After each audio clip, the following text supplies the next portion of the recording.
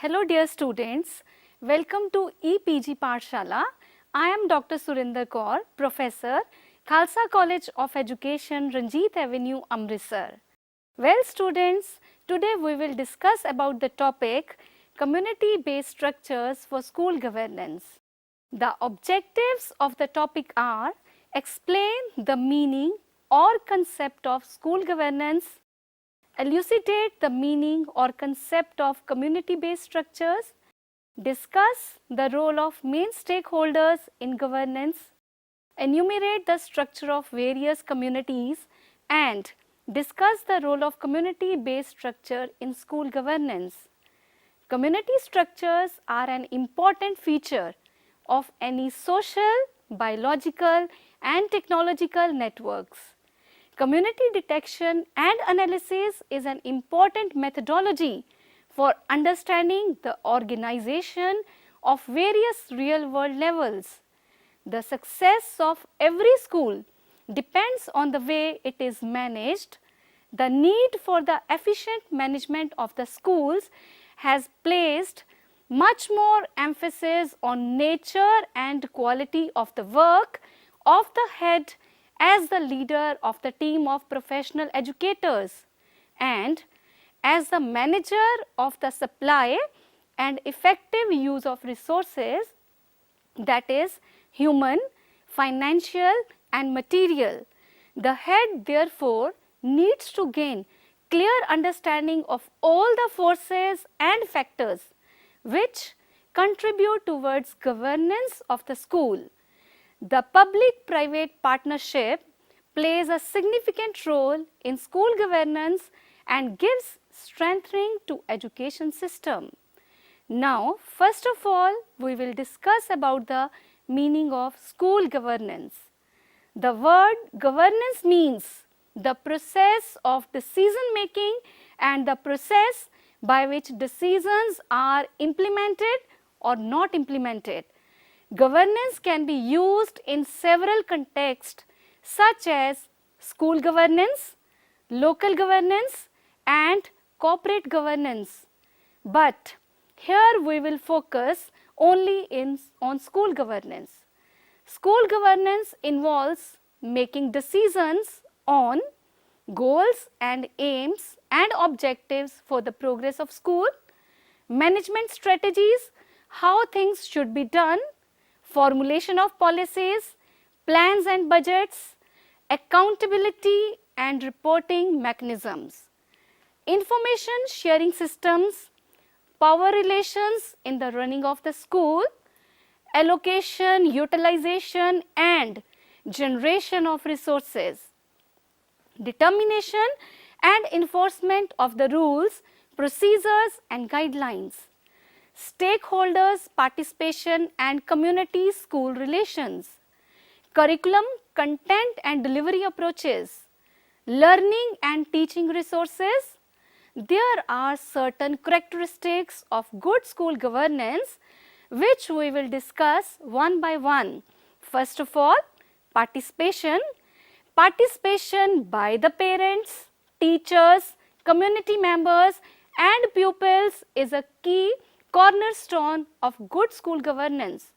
So, their participation in all school activities should be encouraged. Second one is rule of law. Good school governance requires fair legal frameworks that are enforced impartially. It also requires promotion and protection of human rights. Third one is transparency. Transparency means that decisions taken and their enforcement are done in a manner that follows rules and regulations of the school. It also means that information is freely available and directly accessible to those who will be affected by such decisions and their enforcement. For example, parents, teachers, pupils and sponsors. Responsiveness. Good school governance requires that school organs and processes try to serve all stakeholders, especially parents, teachers and pupils within a reasonable time frame. Next is consensus oriented. Good school governance requires mediation of the different interests in school to reach a broad consensus on what is in the best interest of the whole school community and how this can be achieved. Next is equity and inclusiveness, ensuring that all members of the school community feel that they have a stake in it and don't feel excluded from any mainstream. This requires all groups, but particularly the most vulnerable, to have opportunities to improve or maintain their well-being. Next is effectiveness and efficiency. The concept of efficiency in the context of school governance also covers the suitable use of resources and protection of the environment. Next is accountability. In general, an organization or an institution is accountable to those who will be affected by its decisions or actions. As we have discussed the meaning of school governance and its characteristics, now I will explain composition of school governing council. With the help of flowchart, school governing council consists of internal and external stakeholders. In internal stakeholders, there are students, students' organizations, parents of students, parents associations in schools, etc. And in external stakeholders, it includes various government and non-government agencies, alumni, parents of alumni, and etc. Now, we will focus on major participants or stakeholders who play important role in school governance. In education, the term stakeholder typically refers to anyone who is invested in the welfare and success of a school and its students, including administrators, teachers, staff members, students, parents, families, community members, local business leaders, and elected officials such as school board members, city councillors, and state representatives.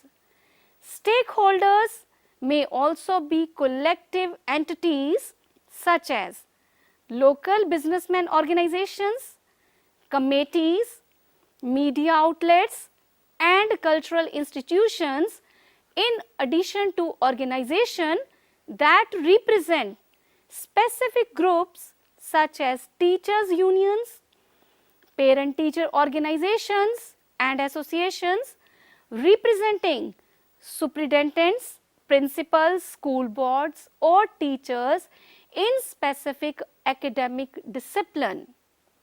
In a word, stakeholders have a stake in the school and its students, meaning that they have personal, professional, civic, or financial interest or concern.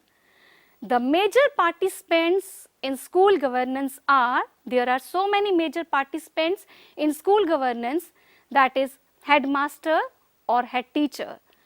The headmaster is the key to a well-managed school. A motivated and highly committed head of the school can and does make a big difference. A combination of a good headmaster and a team of good teachers is the ultimate formula of a well-managed, sensitive, and engaged school. Next one is parents. Parents' involvement and partnership includes accepting obligations, responsibilities, and participating in education and activities within the school. These may include parent supporting their child's schooling by attending school functions and responding to school obligations, helping their children improve schoolwork by encouragement, arranging appropriate study time and space, and monitoring homework, playing roles in governance and making decisions on planning and development of the school and education. Next is community also plays important role by building stronger links between school and the community. The benefits of having a school will be shared, while at the same time community members will feel more ownership of the school itself. A joint community school meeting could be held to discuss these issues. This could then inspire a discussion how they would like to see the school used to serve the local community, thinking how they could feel ownership of the school while extending their own learning experiences. Next is school managing committees and parents teacher associations. In general terms, school managing committee have a role in school governance, in policy making, planning and budgetary allocations. They involve a range of people including local community members, education officers, head teachers, parents and local government representatives among others. On the other hand, parent-teacher association tend to help with resource mobilization, running social events for parents and pupils, running clubs for extracurricular activities, for example, sports or music, organize meetings to inform parents about educational issues. Next is NGOs and community-based organizations. Civil society institutes, non-government organizations and community-based organizations are the main stakeholders of school governance and play an important role in the quality management. Community-based organizations are non-profit groups that work at the local level to improve life for residents. The focus is to build equality across society in all streams, that is healthcare, environment, quality of education, access to technology, access to spaces and information for the disabled. Organizing people into groups has wide-ranging advantages to the community in the specific and society in general. Once the people are organized, they can be made actively aware as regard to their rights, contributions, responsibilities and so on. Now, we will focus on what is community-based structure and its role in school governance. Education takes place not only in schools, but also within families, communities and society. Despite the various degree of responsibilities taken by each group, none can be the sole agent to take 100% responsibility for educating their children. Parents and families cannot be the only group of people for children's education as long as their children interact with and learn from the world outside their families. Communities and society must support parents and families in the upbringing, socializing and educating of their children. Schools are institutes that can prepare children to contribute to the betterment of the society in which they operate by equipping them with the skills important in society. Schools cannot and should not operate as separate entities within the society. Community can be defined by characteristics that the members share, such as culture, language, tradition, law, geography, class, and race. Some communities are homogeneous while others are heterogeneous, and some are united while others conflictive. Some communities are governed and managed by leaders, which are chosen by the people themselves, and some are governed by the leaders imposed from above and represent central authorities. There are three aspects of communities. First, community is a group structure, whether formally or informally organized, in which members play roles which are integrated around goals associated with the problems from collective occupation and utilization of habitation space. Second, members of the community have some degree of collective identification with the occupied space. Lastly, the community has a degree of local autonomy and responsibility. There are basically three different types of communities.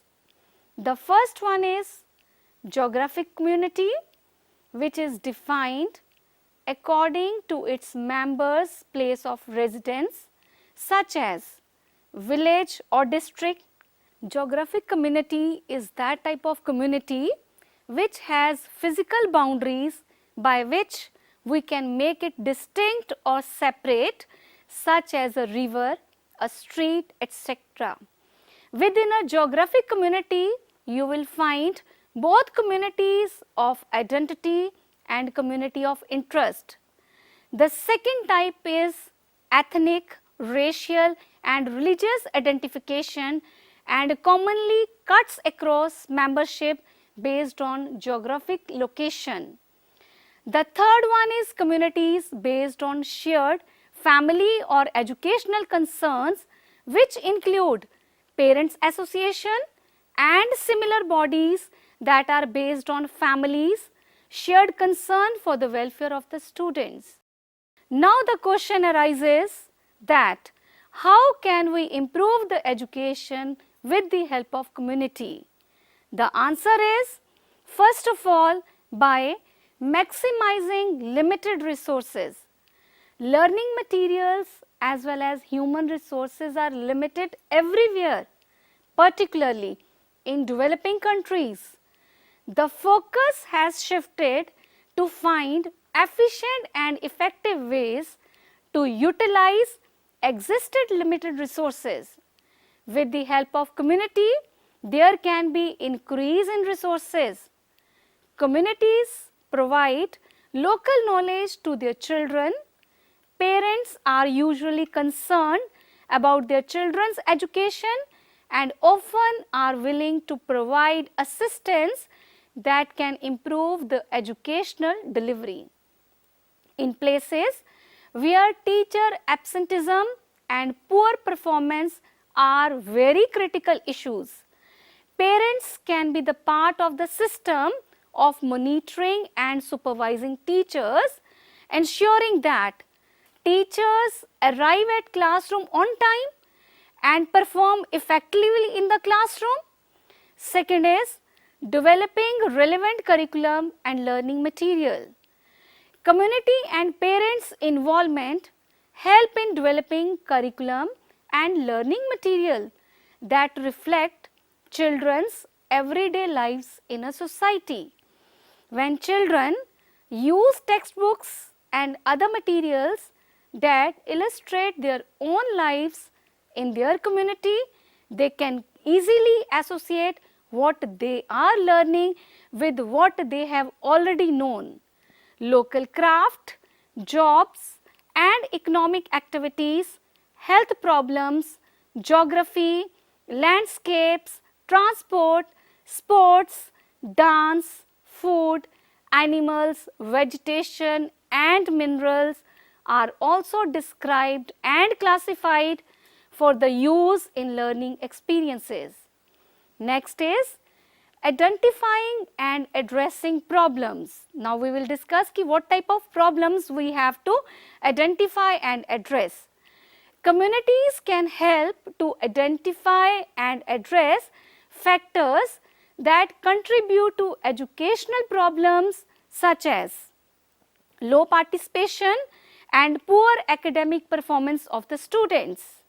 Next is promoting girls' education, which is very important.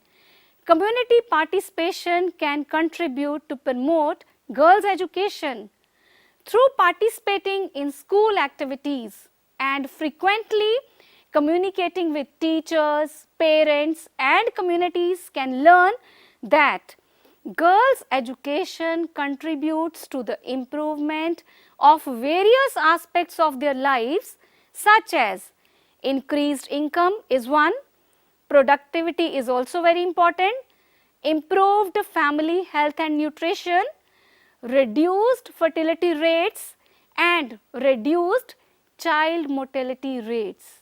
Involving parents and communities in discussions as part of school activities also help to identify factors that prevent girls from schooling. Next is creating and nourishing community school partnership. There are various ways to bring parents and community members closer to school which they serve, like minimizing discontinuities between schools and communities, between school and families, minimizing conflicts between schools and communities, schools and families, teachers and parents, and what is taught in the school and what is taught at home. Making easy transition of pupils going from one place to another place, that is from home to school, and preparing pupils to engage in learning experiences. Communities can contribute to schools by sending respected community members such as religious leaders or tribe heads to the classrooms and talk about community, history, traditions, customs, culture, value and so on, all which are based on value oriented, which have been historically celebrated in the community.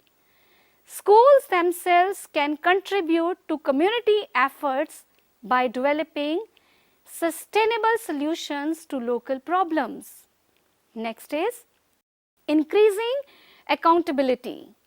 Parental involvement in education, particularly in school governance, is seen as a means of making schools more accountable to the society which funds them.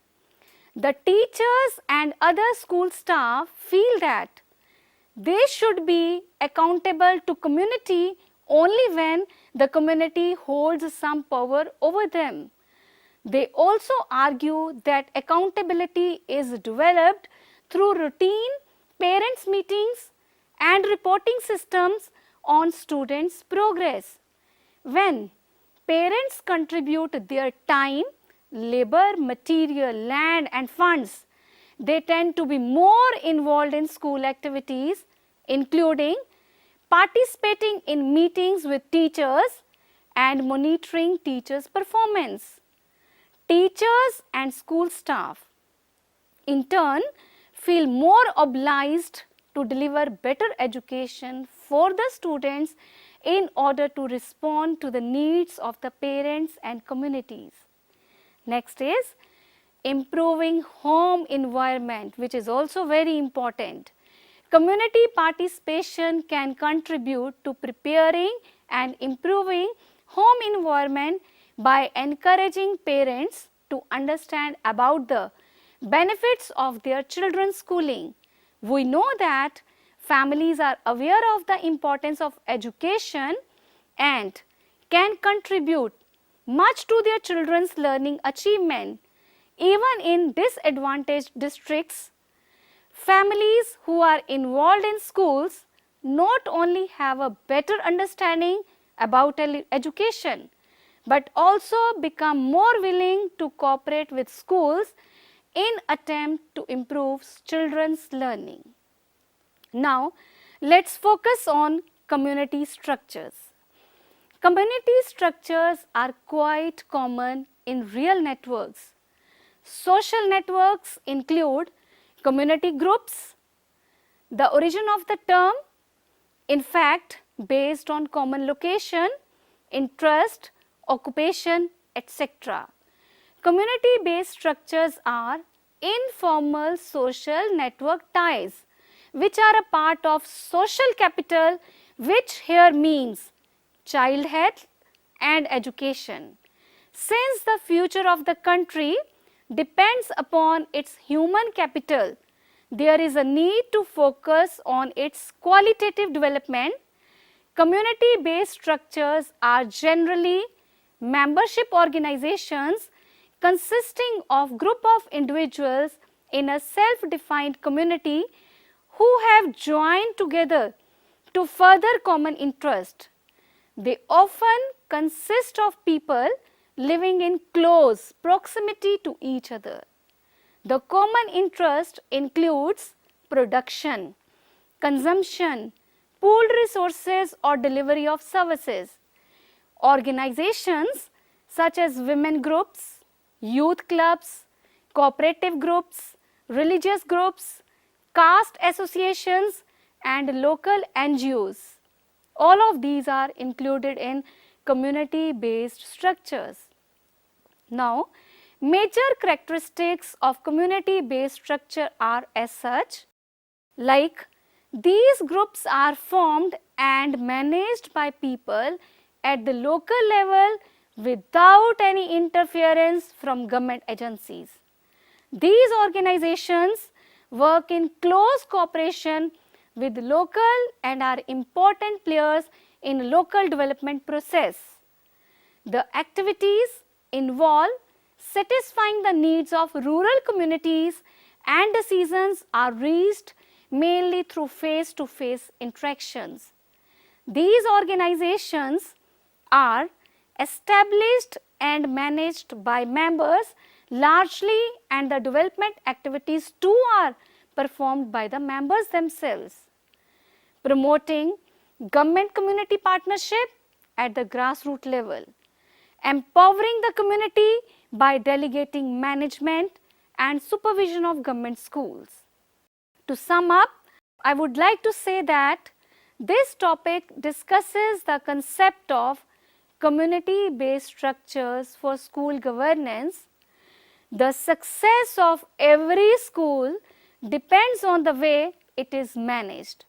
The need for the efficient management of schools has played much more emphasis on the nature and quality of the work of the head as the leader of the team of professional educators. The public-private partnership plays a significant role in school governance also and gives strengthening to education system. Good school governance has certain characteristics like participation, rule of law, transparency, responsiveness, equity and inclusiveness, effectiveness and efficiency, and accountability. Stakeholders also play an important role in school governance. In education, the term stakeholder typically refers to anyone who is invested in the welfare and success of a school and its students, including administrators, teachers, staff members, students, parents, families, community members, local business leaders and elected officials such as school board members, city councillors and state representatives also. All these stakeholders play an important role depending on their capabilities, interests and needs. These stakeholders are the important constituent forming substructures of the main social structure. Thus, identifying the substructures within a network can provide insight into how network function and topology affect each other.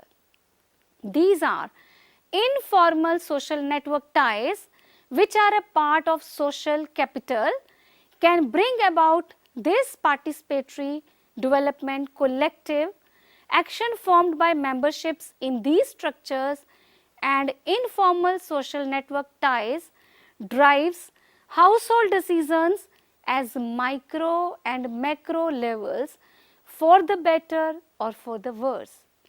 Since the future of the country depends its human capital, there is a need to focus on its qualitative development. Thank you.